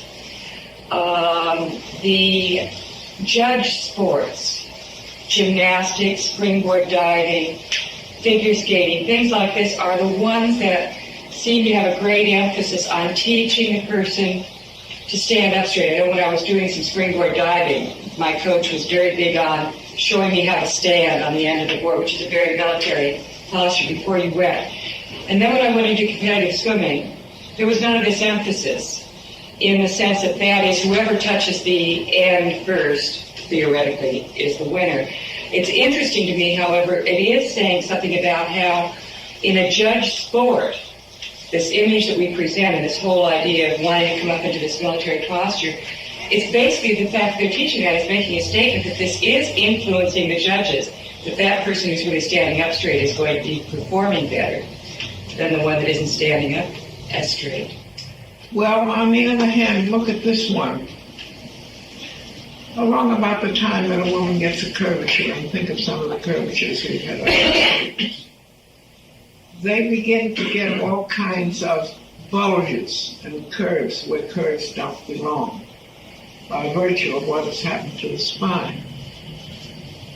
they cannot stand straight, and because they cannot stand straight, they don't present this picture of straightness which we value. They can't. So that the picture of straightness which we value is also a picture of a person who has the freedom of motion in the muscles and the myofascial system of order.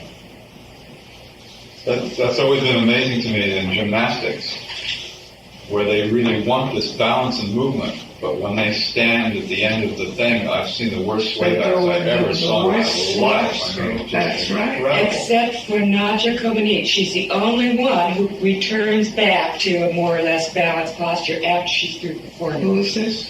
The little gal that won the last Olympics, Nadja Comaneci. All the rest stay in that posture and walk off stage with this hyperextension. And she would bow like us and take her awards this way, but then she would come back to a much more balanced, upright posture. I don't know if she was coached that way or if just instinctively her body is wise enough to Well, realize. you see, all this is of interest, and it's of interest to us in the sense that we may well be the forebears of a generation, maybe not the next generation, maybe 2 generations from here, who are putting a new picture before the culture. We not only may well be, but we probably will be, because there aren't that many people that are putting out a picture. And it's interesting to reflect, as we are reflecting here now, why they're not putting out a picture. See, nobody really balances that myofascial system in terms of exercise, in terms of training. Nobody knows how to do it. Nobody sees that it's a goal. And one of the things that we are going to need here, I imagine, before we're through, is records, athletic records, and also health records of the people who have learned to handle themselves in a balanced way and the people who haven't.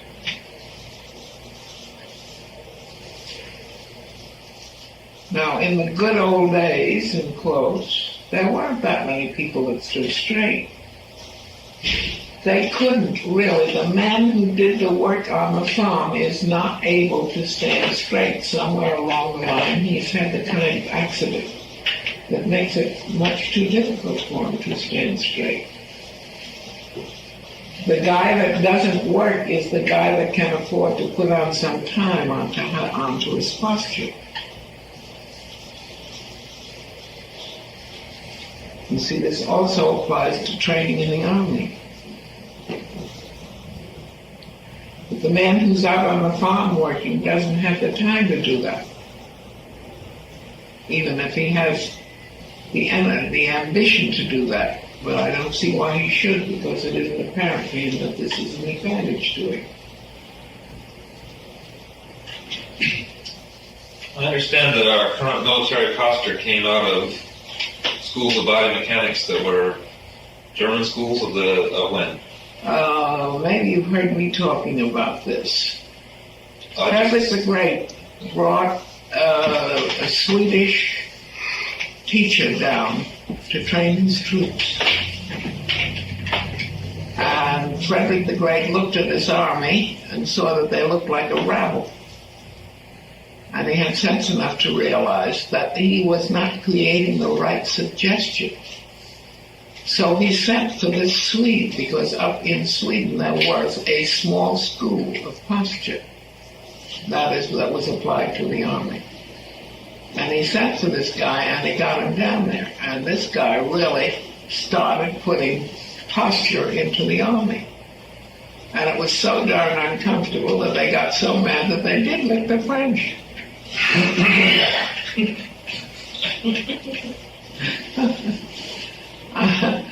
It sounds silly, but as you look at it closely, you see that maybe it isn't quite as silly as it looks. But it definitely was Frederick the Great who was around in the 1700s, wasn't it? It wasn't as early as the 1600s, I don't think. And he was the man who, looking out and seeing all of these countrymen gathered together to form his army, was pretty well disgusted because they formed no picture.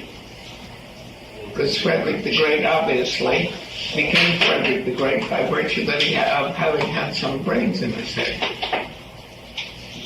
We don't remember the names of other people of that generation, but we remember him all right.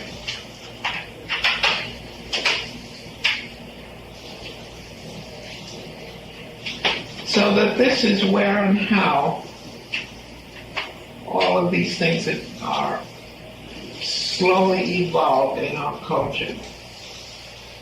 I don't know of any records that will go take you back really to what was going on in the days of Agamemnon, other than Agamemnon himself.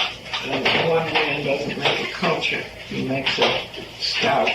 He doesn't even make a leader usually.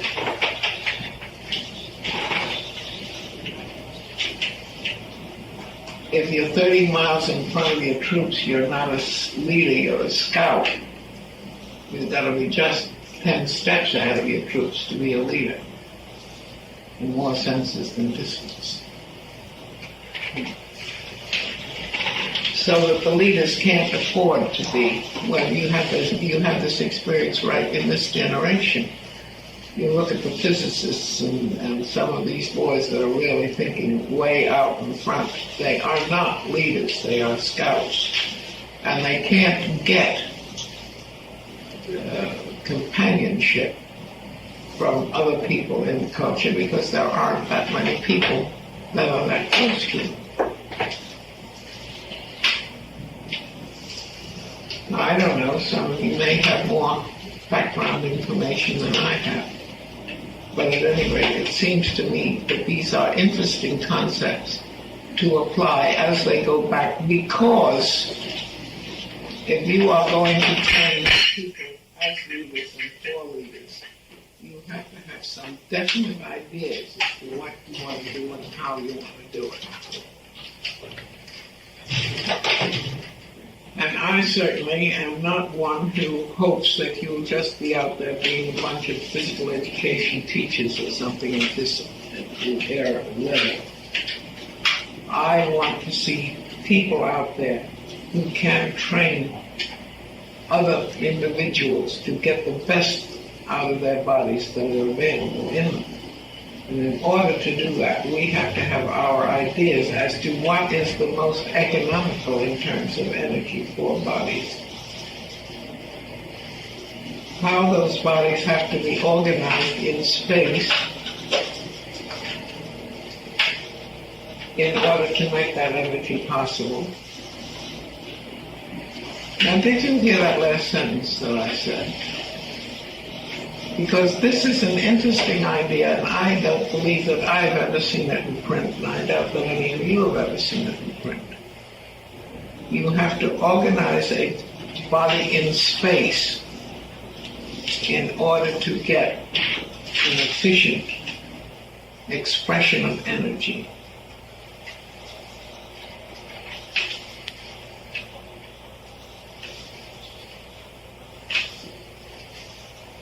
And as I indicated before, I don't know what energy is. You see how far ahead we're getting now.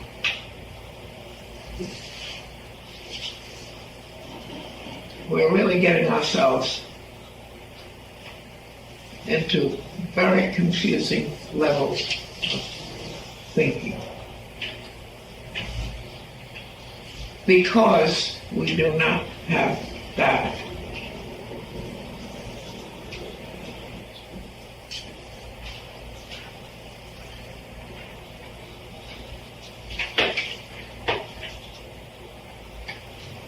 Anybody got some more ideas that they'd like to talk through in here?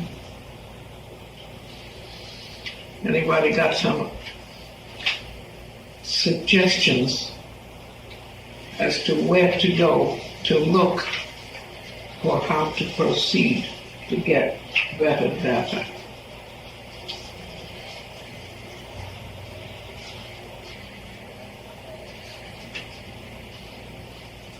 Sidney, you seem to have a lot of experience in sort of getting ideas to the level of not the absolute leaders in a group, but people that are fairly near the head of the line in body mechanics. Yeah, I've had some experience with that. And I guess, well, go ahead and say what you were going to ask me with that. I don't know. It's interesting what I have experienced with that. I've had, and I'll limit it primarily to talking about the swimmers that I've worked with. I've had tremendous success with the girls, including I may have given credit to the fact that the first girl I Rolf went on and became national solo champion the next year. Not only did she become national solo champion, she was the only girl out of an 8-member team. They had a different panel of judges after I Rolfed her. It was much more difficult. All other 7 girls on that team were 2 points lower than their previous scores in nationals. Sue, after having been Rolfed, was 3 points higher, with a more difficult panel of judges. She made statements like about her buoyancy, mother's corrections when she coached them through the tape recorder she'd watch, and since it's a team sport, they all must operate to each other's level, to the lowest level, or else they look like a rabble. And although height and buoyancy in this sport is very important for judging, when they're working with the team, they all have to work to the level of the lowest girls, or else you'd have to beat all at different levels. When I would roll someone and they would go back to the pool, mother's corrections would invariably go as follows over the tape recorder. And let's say the girl I rolled was Sue in this case. Michelle, you're off on your spin. Pat, your feet aren't together. Erica, you're on your back on that. Sue, you're too high. Would you take it down? The buoyancy was so much higher just again and again. With each girl I rolled, that happened. They would say to me, it is so easy, I don't have to work anymore. In fact, I don't have to work to get down a little bit, because they just felt like they were so buoyant and so easy. But on the other hand, as far as teamwork was concerned, it was a detriment. Not necessarily, no. They just had to adjust what they were doing and bring it down a little more, but using the same amount of work was different. That isn't what the detriment was. The girls were all incredibly enthusiastic. They wanted to go on and do it. I could not get through to the parents sufficiently. Parents were very upset with, they're already putting so much money into this. And there was a training camp at Squaw Valley, which I had wanted to get connected with, and the team had gone up there prior to the last World Aquatic Championships, which were in Mexico City, and they went up there for high altitude training, and also for testing and physiological testing, because they're conducting what body types do best in these various sports, and synchronized swimming was one of them. And Gail, the head coach who replaced my mother, talked to the orthopedic surgeons up there about, they kept saying, well, your girls should do this. Yes, but what they really should do is all be rolled. And got an interchange going. Something came up about inviting me up there, and then it turned out that the woman who was put in charge of the synchronized swimming division, her daughter became a Touch for Health practitioner right about this time. So she went up, and they did that for their, instead of inviting me. So I don't know. I keep working on it. And don't See, the trouble is that most of these people, such as the ones that you're describing, they are really only interested in getting advantage for their individual team. That's right. For their individual people. They're not really interested in the abstractions of what you can do to make a better overall well-being, overall culture. Yeah. With the exception of the girls, the swimmers themselves whom I've rolled, even down to ages 17 and 18, are really now concerned with the well-being of human beings and of bodies within the sports, and not a lot of them really recognize this advantage, especially the ones that have gotten into physical problems because of poor structure.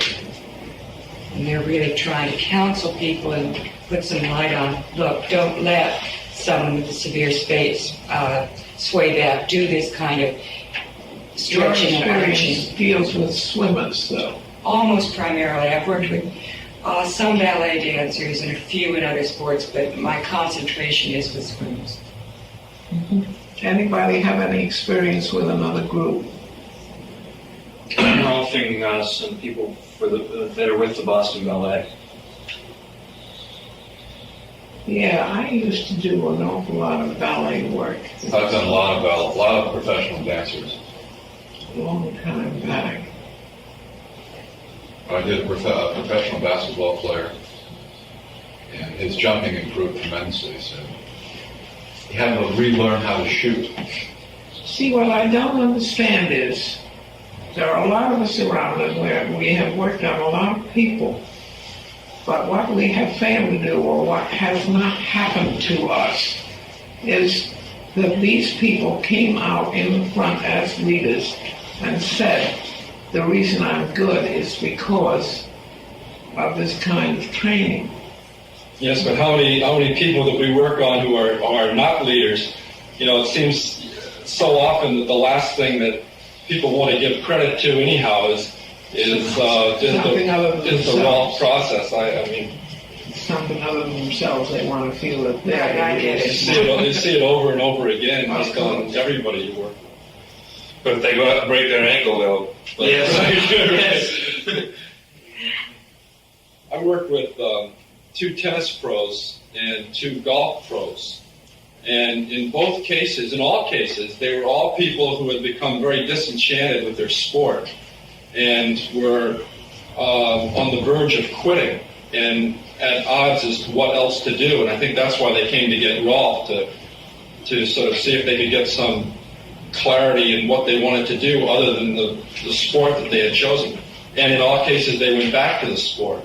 And I thought that was kind of interesting, that they seemed to approach the sport differently, or in a way that gave them more satisfaction after the Rolfing process. And they all said that. And in 2 cases, their game improved significantly, but that wasn't as important as the fact that their interest in their sport, their interest in the activity and the new possibilities, especially in terms of teaching, seemed to open up. Well, this is something that you people can afford to look at in terms of, do you want to work in it or don't you want to work in it? Because the field is vast and it is definite, it is secure. I mean, you know that if you're going to leaders in that field, you're going to improve their games. Of any of those games.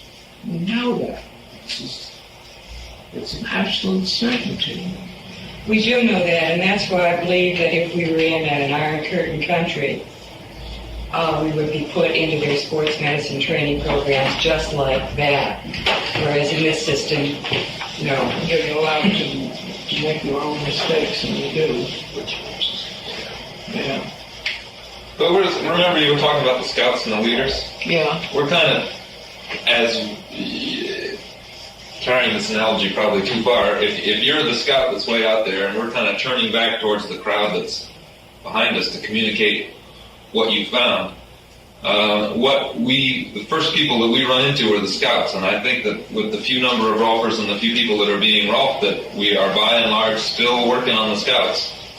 And we haven't gotten back to the leaders yet. It may well be. Maybe it's certainly true for me being out in opening up new areas, that the first people who come to be Rolfed are the crazies. Not the crazies, but the people who try anything once. I know. And then there are a group of people behind that who are waiting to see what happens to the first wave to see whether they're going to do it. And those people are more of your opinion leaders than the first people. Well, the reason I'm spending a lot of time talking to you like this and bringing up this whole subject is to try to give you some comfort Because actually, you see, we experience a great deal of discomfort to the extent that we don't understand the difference between scouts and leaders and so forth, and we can't understand why all the effort that we put into this stuff doesn't have more, doesn't show more, doesn't give us more. We can't understand this. Whereas if you really get the facts of the matter, you are able to take what would have been disenchantment at an earlier date and understand that it isn't really disenchantment, it's just the studying of the way things progress. And I think that this is important, and I think it's important to send you people out with this kind of information, because then you in turn become teachers of teachers. And it is important that as teachers of teachers, you know exactly how experience progresses. And experience doesn't progress as words progress in huge jumps. It goes very slowly. Very slowly indeed. Okay, anybody got some more to talk about? It's a good time for a break now. Time is right. You are the breakingest guy in this group. Okay, go and break. Our model's ready. I can see that you're chomping at the bit to do some work. Who's here, Julie? Would you like another cup of coffee? I also have water boiling for those who want water. So they go through some of the disadvantages. I saw that. Yes. Wait until they're out. Oh, hanging on to myself. Yeah, she Some ballet teachers have said don't get off because it was She needed work right away because she had a dance injury. No, Saturday. Up in her life, her 12th rib. And she was feeling awful. And now, after about the 8th hour, she's been re-signed up as a soloist. Well, that's 2 days. So she made she's dancing better than she ever has. She dances the whole, this ballerina I'm Rolfing. I was just telling her I'm not sure that she wants to share that with her fellow dancers because it gives her competitive advantage. Although Rolfing, a choreographer for Boston Ballet, and he has said, I think this person could benefit from walking to that person goes. Who knows? They lose their turnout work. No, she can still use it all. Their turnouts are much easier and much less grab. Matter of fact, I did their 6th hour in a position like this. We're going to turn out because that's where it stopped. But, it was beautiful. Until Debbie comes to the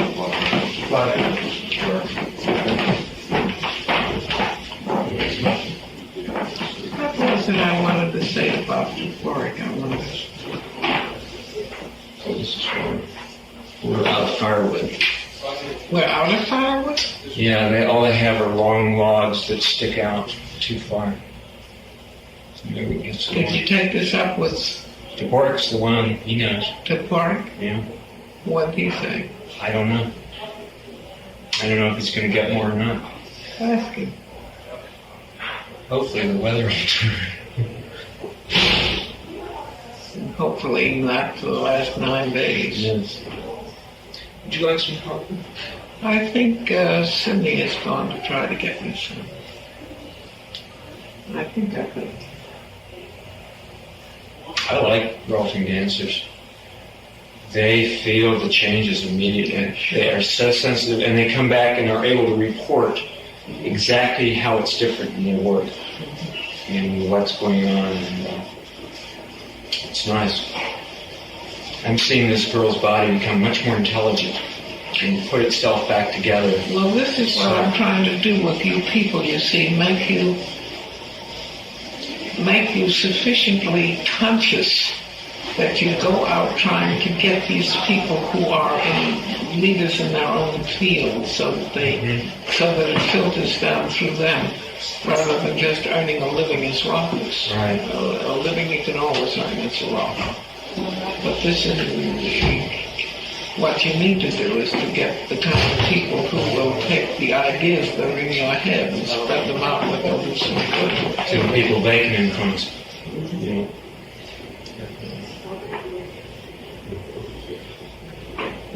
And I think that everybody in this class is in a much better position to do that now than he was 3 weeks ago. Definitely.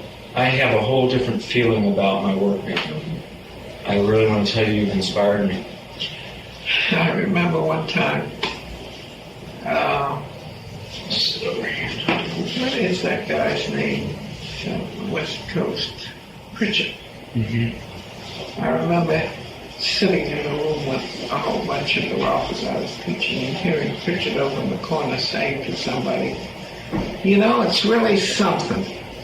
It's really something to work for 3 years at something and then find out what it's about.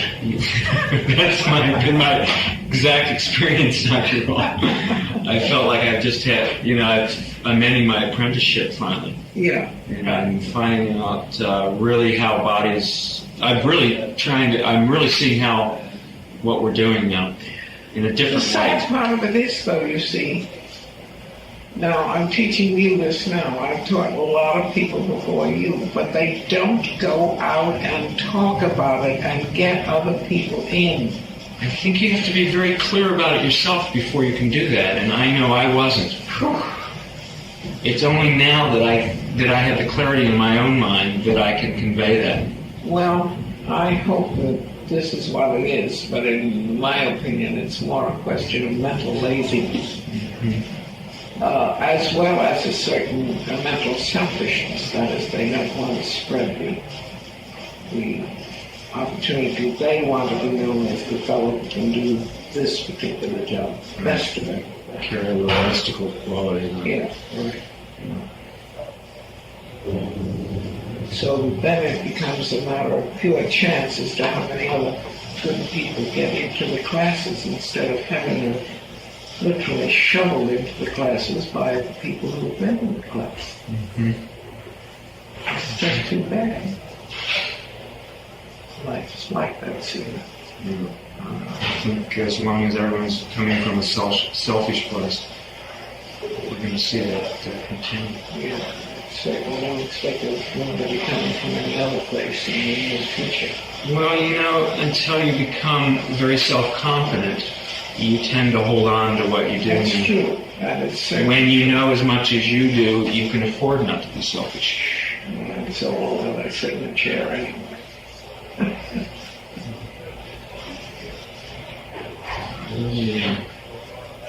think it's really a level of competence that we're talking about. Maybe. You say you're handing us 40 years of experience and we're struggling. I mean, you're not exactly handing it. You're putting it out there, but it's not that easy for us to absorb it. Well, why should I want to do something that's too easy? Right. Well, it's not too easy is the point. This whole thing about bodies is rather complex. Yes, but you see what I'm talking about. Yes. You will become much better humans if you have to work hard and struggle and sweat with it. Definitely. Usually the things I've done in the past in my life were too easy for me to master or get a level of competence. Dr. Rolf, I sent the telegram to Maisie for your 2 birthdays. We wanted to do that today, so it goes That's delivered, and I hope you specified that it was to be delivered tomorrow. Yeah, good girl. Okay. Good girl. Dr. Roth, I spent quite a bit of the day on Sunday looking at the charts and listening to the tape, and I would be very happy to talk to you. I have some clear ideas, and if you would like, I would very much I would like. be very happy to talk with you about it. Just basically, I would say that the Institute chart is ridiculous. I mean, that is a totally non-functional chart of the Institute. There's no way that can work with the moon in its own sign, Cancer, in the second house of money and its own personal possessions, unaspected. She has 2 mild aspects to that moon, but they are so wide that I wouldn't even consider them. The moon is basically unaspected. That's why we can't get it together with money as an institute. There are 3 separate pieces in there that have no relationship. So I think that the institute is set up in a very crazy manner. I totally agree with what she says about reform. And have some ideas on timing with that also. In November, I ran long sections on November transits. And I'm giving you my ideas. November to me.